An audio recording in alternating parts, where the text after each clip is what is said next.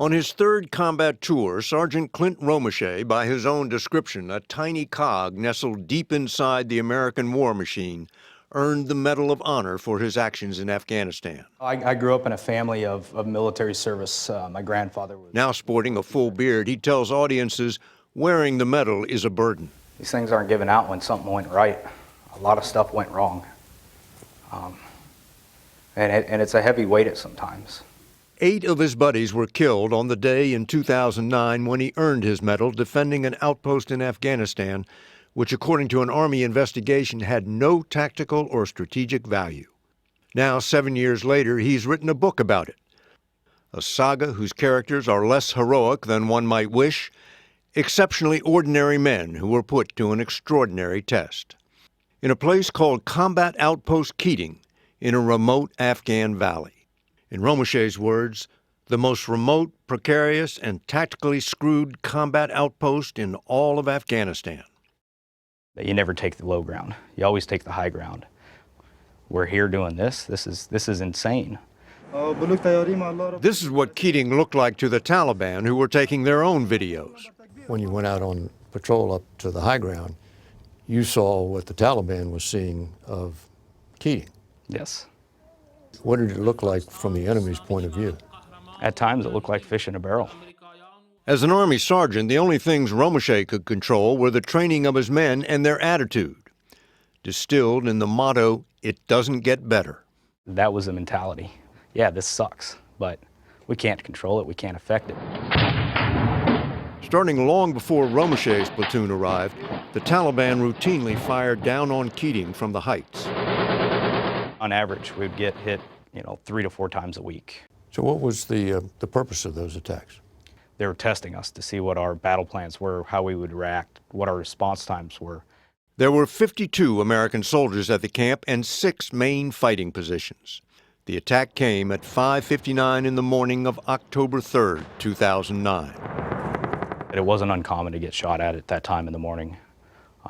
It was kind of like a wake-up call most mornings. But this morning was different, and it was all recorded by the Taliban. The Taliban had opened up on the 6 main fighting positions, pinning them down so they could not return fire. Keating sent out its first call for help 3 minutes after the attack began. Fire coming from everywhere. We need something. Soldiers not pinned down had to pull back from the perimeter to a cluster of buildings at the center of camp, which they called the Alamo position. The call had kind of came out that we were still going to go to what we called the Alamo position. The Alamo position, that doesn't sound good. No. So what'd you think when you got the order? I really didn't like that idea. To me, it felt like we were giving up, that we were kind of waving the white flag and admitting defeat in that moment in time. When you pulled back into the Alamo position, you must have had to leave a bunch of guys out there. Yep. All the guys on the perimeter. Yeah, we knew we were leaving, 9 guys isolated on their own, which is a gut-wrenching feeling to sit there and kind of have to call up another man and say, hey, you're going to have to hold on tight for a second. And we're hoping to get back to you, but this might be the last time we say anything across the radio. Romesha came up with a desperate plan. We can either sit here and die in our last final positions, or we can go out in a blaze of glory. He turned to Lieutenant Andrew Bunderman, the officer in charge. Told him we need to take this bitch back. That was the mission. Yes. Short and to the point. But then you got to get men to follow you out there. Yes. It's always a scary thing about being a leader. Were you sure they were going to follow? That's all I could do is ask. What happened when you asked for volunteers? Had 5 guys stand up. Didn't ask, what are we volunteering for? Didn't ask any of that, they just stood up. Low on bullets, they first ran toward the front gate where their ammo dump was located. How close is the enemy? Closer than what I ever thought I'd see them. 10, 15 feet away. The Taliban were inside the camp's perimeter, and the command center sent out this chilling message. Enemy in the wire. Enemy in the wire. 1 hour and 11 minutes into the attack, the first Apache helicopter gunships arrived overhead to find Keating in flames. Had they arrived 5 minutes later, Romesha believes, Keating would have been overrun. I just watched these three guys just walk on in like the game was over. The fighting was already done. I mean, they just literally strolled on. They don't understand we're still here, we're still fighting. You know, their mistake. You're not gonna just stroll in here like you own the place. Like you don't have a care in the world because we're about to make you care.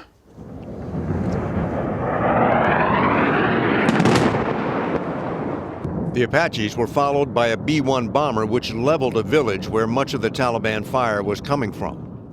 How far was the village from where you were? It was less than 200 meters from their closest building to our perimeter. And they were dropping what kind of weapons? 500 pounders to 2,000 pounders. It seems awfully close. It was. You know, danger close for a 2,000 pounder is 1,000 meters. We would rather take our chances with our own bombs than be shot by the enemy. Finally, this message went out. Keating reports negative contact with the enemy.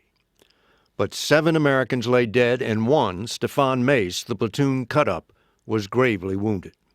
We finally had that medevac coming in, and Mace was bagged up and ready to be put on it, still conscious.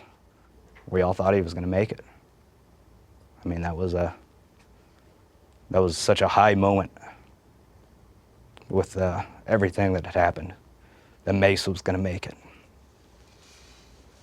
Sounds like at the end the battle came down to saving Private Mace. That's what we were all hoping for. So what happened? They attempted to do surgery on him, but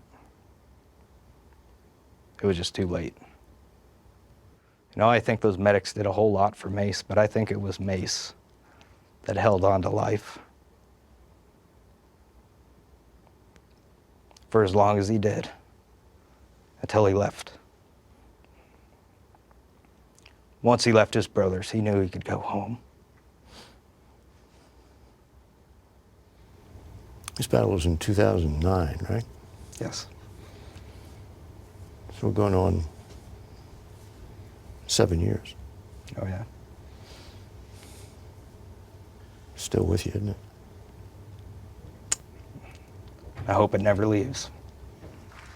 3 years after the battle, Romesha was awarded the Medal of Honor, which struck him as both inappropriate and wrong.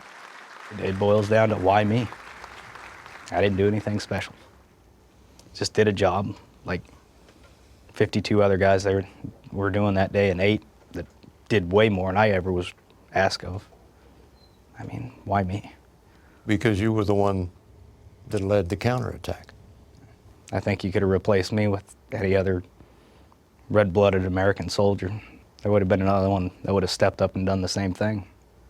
After the battle, all the soldiers were ordered to abandon Keating, and the outpost they had fought so desperately to defend was leveled by American bombs.